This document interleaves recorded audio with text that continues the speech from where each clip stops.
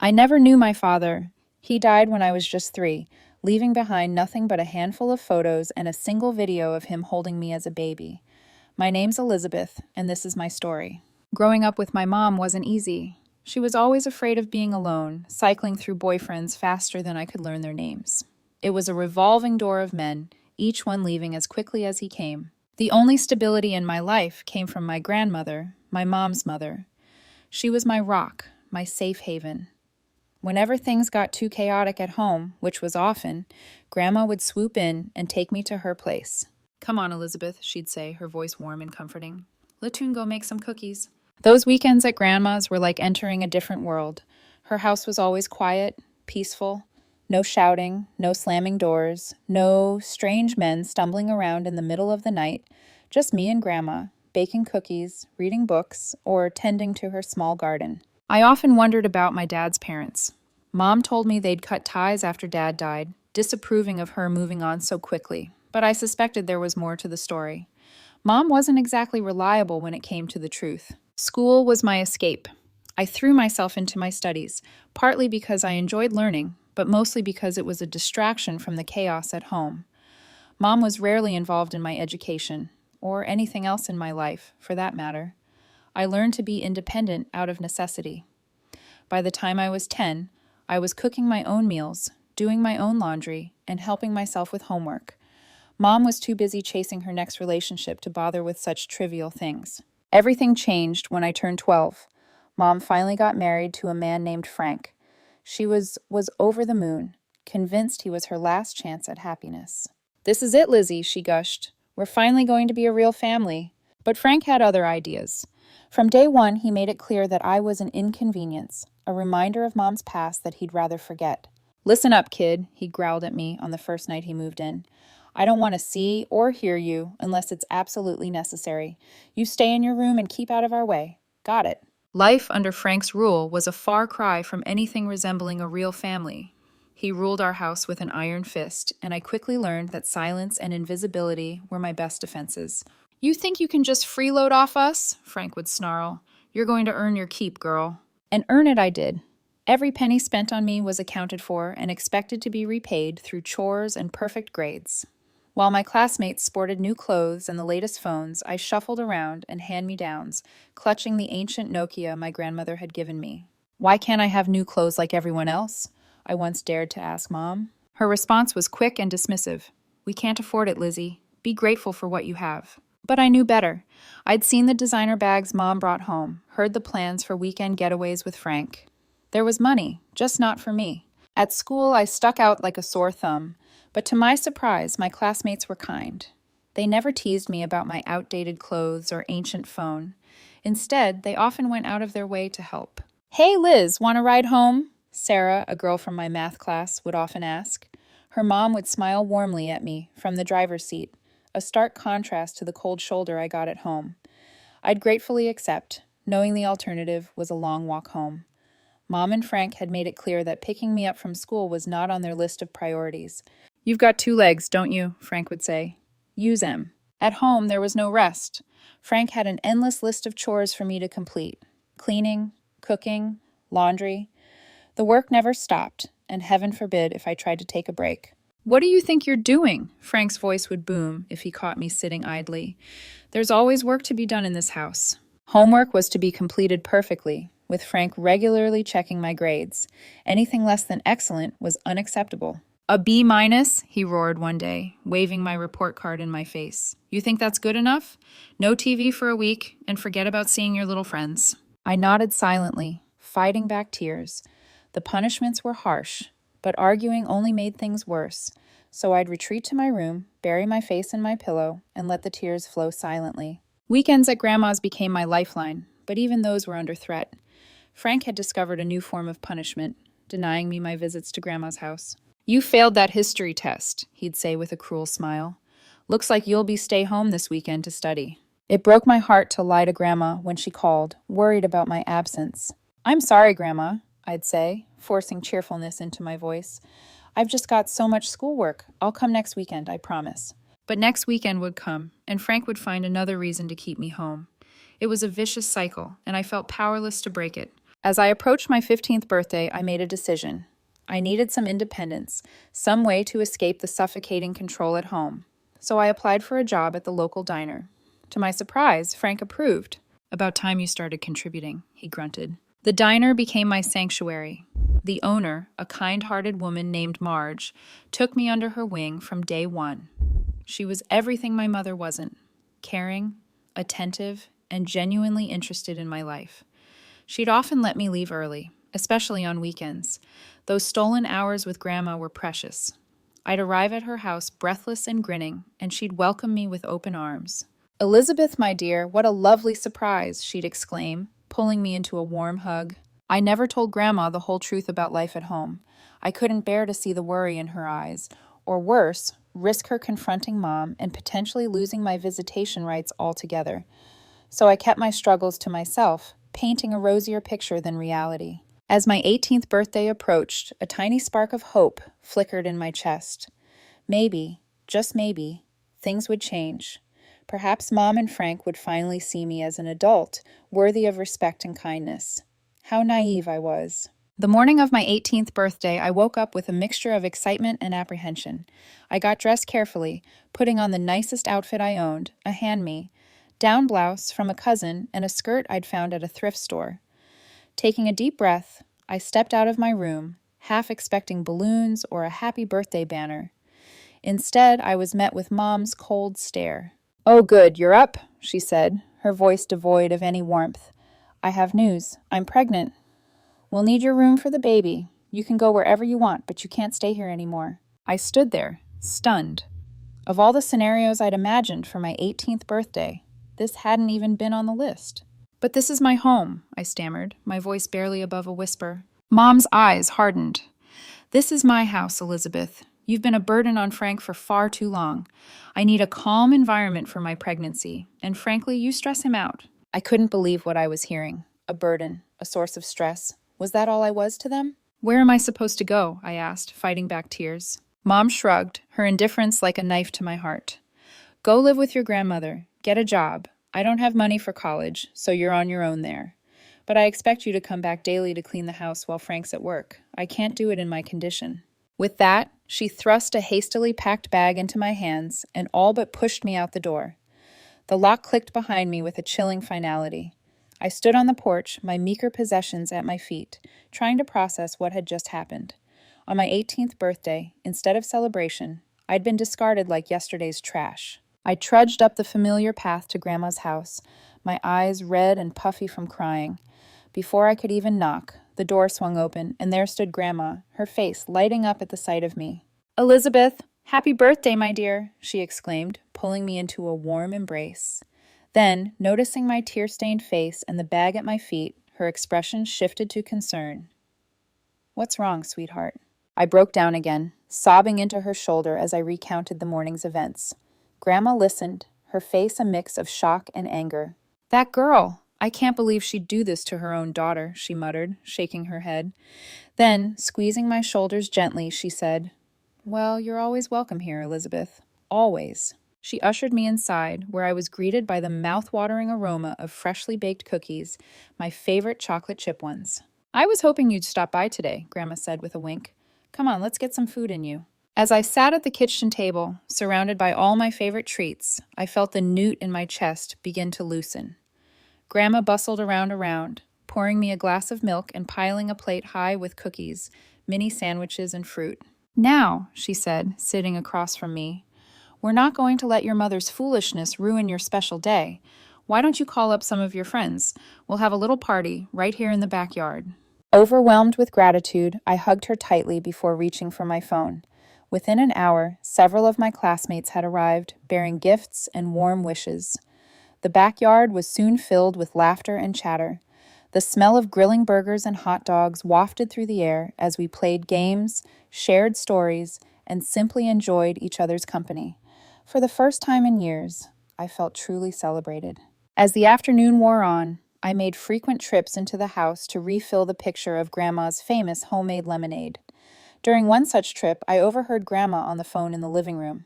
"Yes, that's right, it's time," she was saying, her voice low but firm. "I think you should come as soon as possible. Tomorrow morning would be perfect." I paused, curious.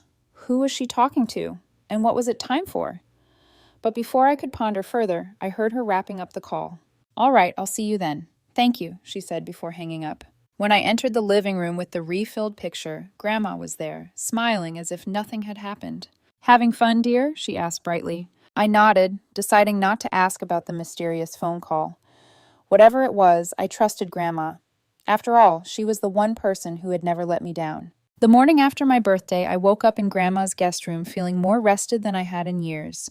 I was helping Grandma with the dishes when there was a knock at the door. To my utter shock, it was Mom. Elizabeth, Beth, she said, her voice uncharacteristically soft. Can we talk? I stood frozen, unsure how to respond. Grandma gently squeezed my shoulder and nodded, so I stepped aside to let Mom in. She looked different, smaller somehow, and definitely nervous. In her hands, she clutched a gift-wrapped package. I'm sorry about yesterday, Mom began, her eyes darting around the room. I don't know what came over me. Here, I got you a birthday present. I took the package mechanically, too stunned to speak. Please, Elizabeth, Mom continued, her voice taking on a pleading tone. Come home. We can work this out. Grandma, who had been quietly observing, spoke up. I'm glad you've come to your senses, dear, she said to Mom, her tone firm, but not unkind. But I'm afraid it's too late to change things now. Mom opened her mouth to argue, but at that moment the front door opened. An elderly couple stepped in, and I watched in confusion as all the color drained from Mom's face. Hello, Elizabeth, the woman said warmly, her eyes crinkling at the corners. Happy belated birthday. The man beside her smiled and added, We've been waiting a long time to meet you, sweetheart. Grandma stepped forward. Elizabeth, these are your paternal grandparents. I asked them to come. My mind was reeling. The grandparents I'd never known, the ones Mom had always said wanted nothing to do with me, were here, and Grandma had invited them. They enveloped me in a warm hug, and I found myself instinctively relaxing into their embrace.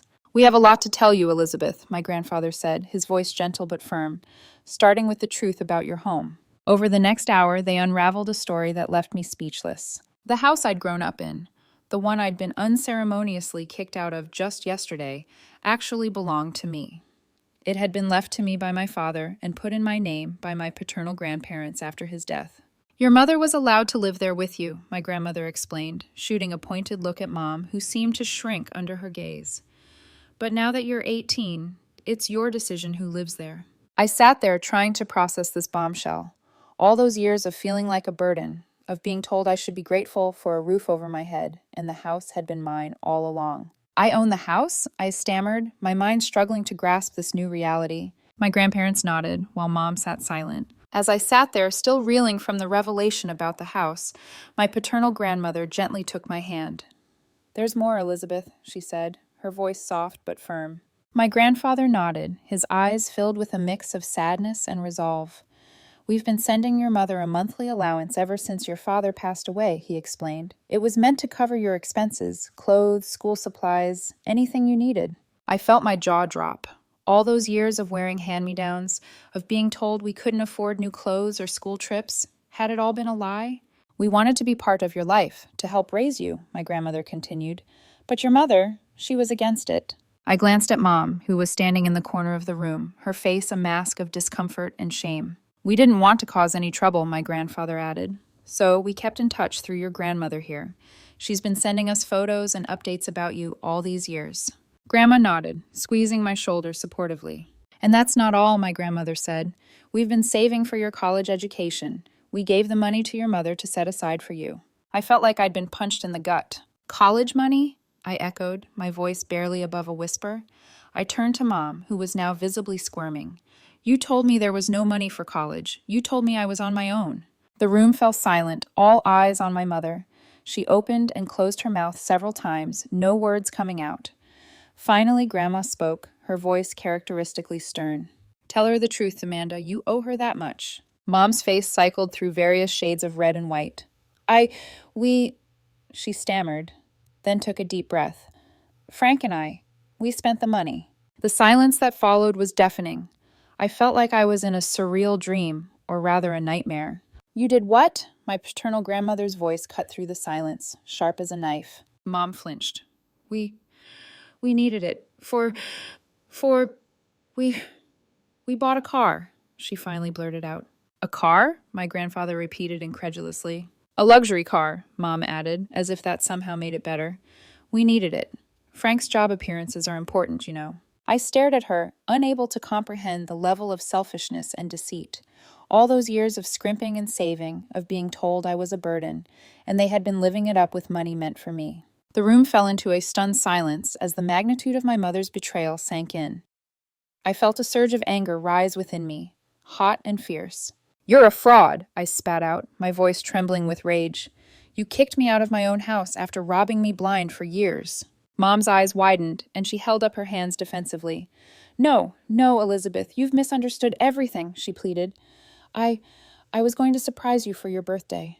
I was going to tell you about the house and the money. I couldn't help it. I let out a bitter laugh.